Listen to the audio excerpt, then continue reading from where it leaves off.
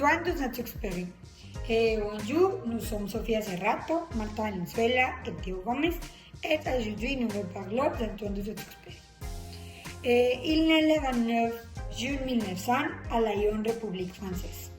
À l'âge de 4 ans, Antoine est devenu orphelin de sa père et a grandi avec sa mère qui était infirmière. À la fin des études, en l'école, il a commencé ses études pilotes, ce qui l'a conduit au prix féminin. Et Antoine allait vivre en Argentine et là, il a rencontré sa femme millionnaire qui s'appelle Thierry Daurat. Antoine est vraiment un écrivain français et a écrit la célèbre Les Petites Phrases. Et ils sont principales sont Les Petites Phrases, Vol de nuit, Courroux dessus, Terre des hommes et Lettre à un otage. Antoine était pilote, poète romancique, autobiographe, écrivain de littérature jeunesse et journaliste. Le 30 décembre 1935, Antoine fait un voyage de 19 heures en 38 minutes avec son navigateur André Prévost, où il est dû atterrir dans le désert du Sahara. Et sur ce voyage, l'idée de Petit Prince a commencé. Le 31 juillet 1944, Saint-Exupéry s'est lancé dans une mission de reconnaissance et n'y arrivait jamais. Il est décédé à 44 ans de ses accidents d'avion. Le mystère de sa mort.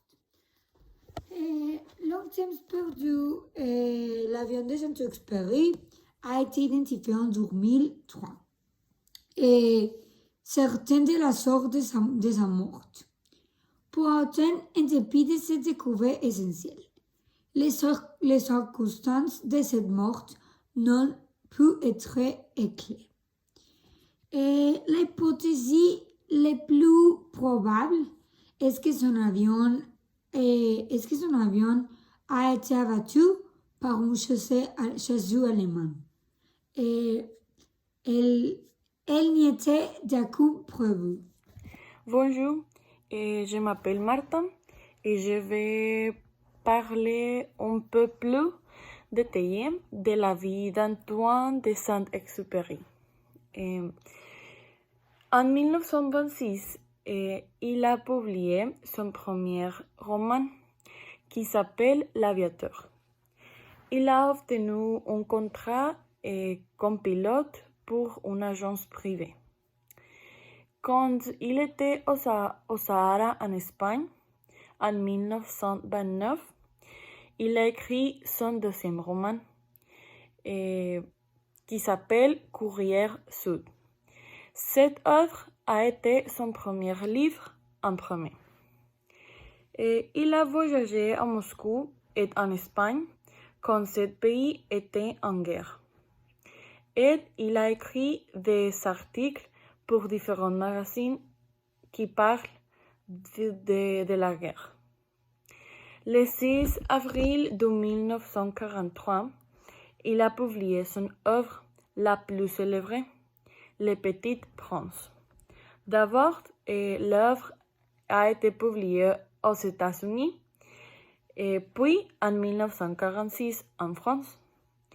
L'œuvre est illustrée de ses propres aquarelles.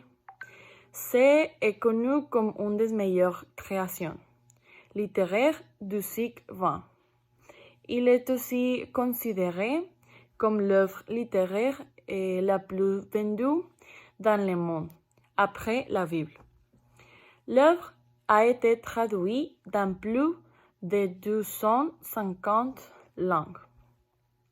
Le 31 juillet de 1944, Antoine faisait un voyage en avion pour plaisir. Et il a disparu en Méditerranée. Tristement, son corps n'a jamais été retrouvé. Antoine de Saint-Exupéry restera toujours dans nos mémoires. Comme je l'ai mentionné, son travail, Le Petit Prince, ne sera jamais oublié. Actuellement, il y a un musée sur Le Petit Prince dans lequel vous pouvez voir différentes parties de l'histoire et sentir que vous y êtes. Ils ont également fait un film sur l'œuvre qui a été un grand succès. En conclusion, la vie d'Antoine Saint-Exupéry c'est très intéressant. À mon avis, c'était plus mystérieux qu'intéressant. Sa vie a été pleine de tragédies, mais il y a toujours un enfant dans son corps. C'est la chose la plus respectable et la plus honorable pour une personne de la deuxième âge. Les obstacles dans sa vie, ils ne l'ont jamais, par exemple, le reparti au combat. Antoine de Saint-Exupéry publie à New York un conte poétique et philosophique qui aura un succès mondial retentissant, Le Petit Prince. Ce livre était trop révolutionnaire pour l'époque où il vivait. Seul un jeune pouvait écrire quelque chose comme ça. Ce fut une tragédie ce qui est passé à la fin de sa vie. Mais il est devenu un grand de la littérature et comme ce que je crois pour le monde, qui est une histoire merveilleuse et incomparable à toutes les autres histoires. La discipline est requise, mais surtout la créativité et l'imagination sont nécessaires. Il m'a appris à grandir sans oublier une phrase que j'aime chez lui es: solo se ve bien con el corazón. Lo esencial es invisible a los ojos.